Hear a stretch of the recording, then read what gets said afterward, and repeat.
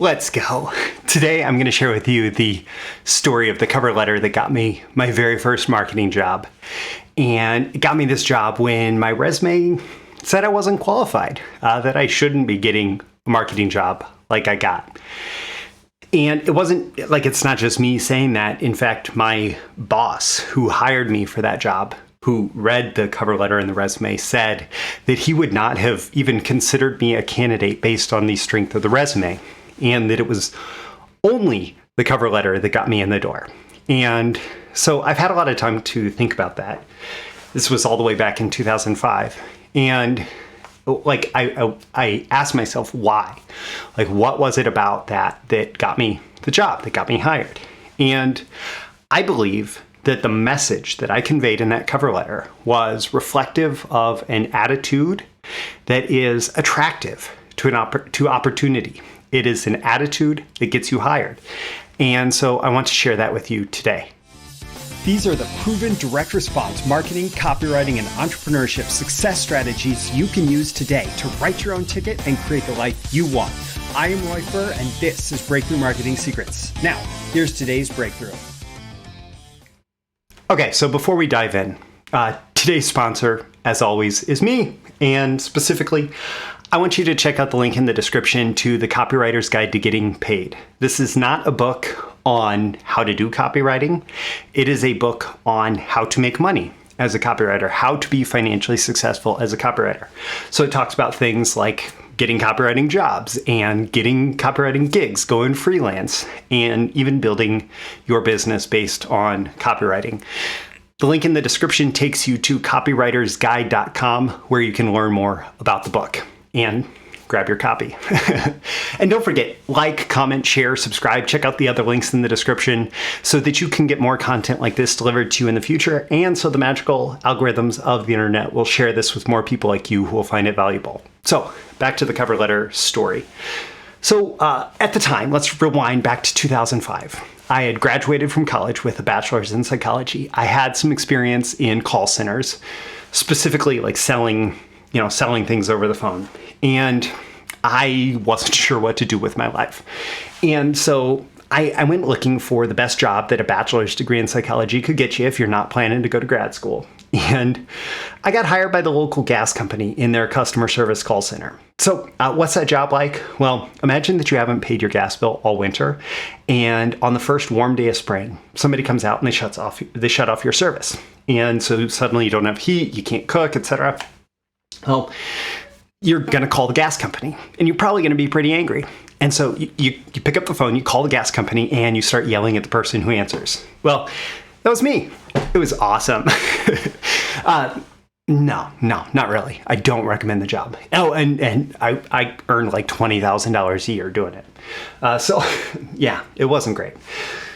So the best part about it was that I was working noon to 9 p.m. and nobody really wants to talk to the gas company after dinner. And so I had a lot of time between calls, and I started reading. And before then, I'd considered myself a writer, but like my biggest financial success as a writer was when my grandma bought 10 copies of my self-published poetry book to give to all of her kids. And so I wasn't going to make a living as a writer with that. So I found this book called The Well-Fed Writer, and it promised that if you were a writer, if you had writing skills, there was other opportunities for you that could even lead to a great income. And it talked about copywriting. And I saw it, I got excited by it, and I was hooked. And so I went deep. But then there was a problem because I did not have the experience to like show up at a business and say, hey, I have marketing experience, hire me for marketing. And I definitely did not feel confident going out on my own as a freelancer at the time. So I had to figure it out. I had to figure out what I was going to do. And I started looking at marketing jobs. We were planning to move across the country. And so I was looking at marketing jobs in the place where we were moving. And I started applying. Now, I knew that my resume was not a marketing resume. I knew that it wasn't a good marketing resume. But I figured, hey, I could write a cover letter that justifies that offsets it, that says, hey, even though my resume isn't great, you should hire me anyway. And so that's what I did. Basically, I said, hey, I see that you're hiring for this job, and it may not look like I'm qualified for this job, but I really want to be successful in marketing and copywriting. And specifically, I think you're succeeding in your job, succeeding at this job that you're hiring for, would be a great way for me to start my career being successful in marketing and copywriting. And because I'm so ambitious, I am going to create way more success than other people who may be more qualified, because I'm going to figure out how to succeed because it's in alignment with my goals. And, obviously that's not exactly what the cover letter said, but it is the essential message that I conveyed. And, well, as you already know, the punchline, it worked. It actually got me, it got me interviews. It got me a few interviews, and it got me a job where the company had actually hired someone with a much better resume and decided within 2 weeks it wasn't going to work out. And so they came back and hired me instead. And so, what was it about this? Well, I broke it down, and as far as I can see, the core attitudes being conveyed in that cover letter were humility, ambition, and confidence. And some of those may feel like they don't quite fit together. I mean, humility and confidence, okay. But they really do. And so let's talk about each one of those in turn. Number one, humility. Humility is just acknowledging your shortcomings, acknowledging that there are unknown factors that will contribute to the success or failure. It's acknowledging that you're not perfect and not trying to be perfect. I think one of the things that happens, especially when we don't have a lot of confidence, is that we feel like we need to fake confidence. And I don't find that that's actually that beneficial, because usually people can see through it, especially if they have a lot of experience. If you come across as overconfident, it's a much bigger turnoff than coming across as maybe a little bit underconfident or specifically humble, having humility. So having humility is just acknowledging, hey, I don't really completely know what success is going to take in this situation. I have some ideas, I have every intention of finding out, but I don't know it all. I'm not a know-it-all. And so by acknowledging that my resume might not have looked like the perfect marketing candidate for the position, that was conveying humility. I'm not going to try and fake having whatever experience or qualifications I think that you want here. I'm just going to say, here's what I have.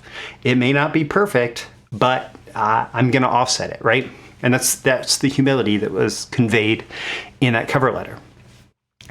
Number two was ambition. And I put these in this order for this reason, because I feel like going from humility to ambition will put the confidence in context. So ambition is basically just saying, hey, I'm goal directed. I have this bigger vision.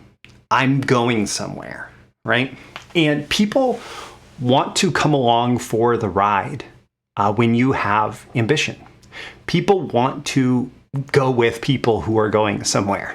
And when your ambition can align with their ambition, it's even better. And so basically by saying, hey, I have every intention to be successful in marketing and copywriting, and I believe that succeeding in your position is in alignment with my own success journey, that ambition is a powerful factor to get them on board. And then there's confidence. And I will importantly distinguish confidence here from cockiness and arrogance. Cockiness and arrogance is confidence without humility, right?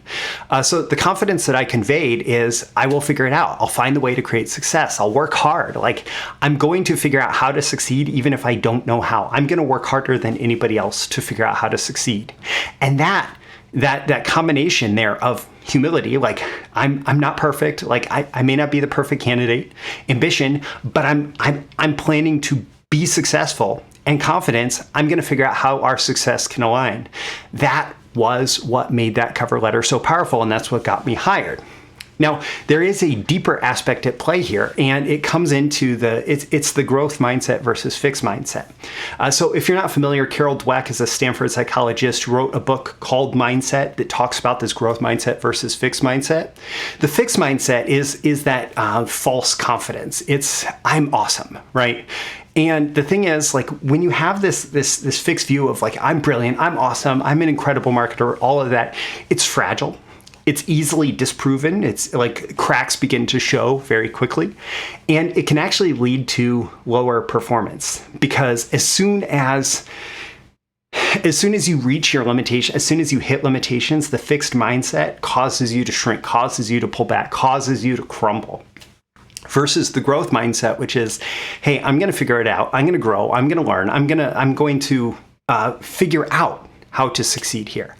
And the growth mindset is resilient. Like, it is very resilient, because if you don't know, then you figure it out, right? It leaves opportunity open, and it leads to a higher performance in the end. Like, there's a bunch of research that shows that people who have a growth mindset outperform people who have a fixed mindset, aside from other independent of other characteristics. So, people with equal intelligence, the person with the growth mindset will outperform the person with the fixed mindset. And so I was demonstrating with this humility, this ambition, and this confidence that I'm going to figure it out. I was demonstrating this growth mindset, which is all part of this being attractive to opportunity and the attitude that gets you hired. So that's what I have for you. How can you share your growth mindset, your humility, your ambition, and your confidence when you are putting yourself out there and going after the opportunities that you want? Don't forget to check out the links in the description. I'll also link to Mindset by Carol Dweck, as well as the Copywriter's Guide to Getting Paid. I'm Roy Furr. This is Breakthrough Marketing Secrets. And with every episode, I aim to help you increase your marketing genius, one episode at a time. And I hope that I've done so in this episode. I'll catch you again in the next one. Thank you once again for tuning in to this daily episode of Breakthrough Marketing Secrets. Remember, check out the links with this episode for even more value. Now make sure you like, comment, share, subscribe, and engage in every way you can to keep this show going and growing and delivering daily value to you. I'll catch you soon for your next big breakthrough.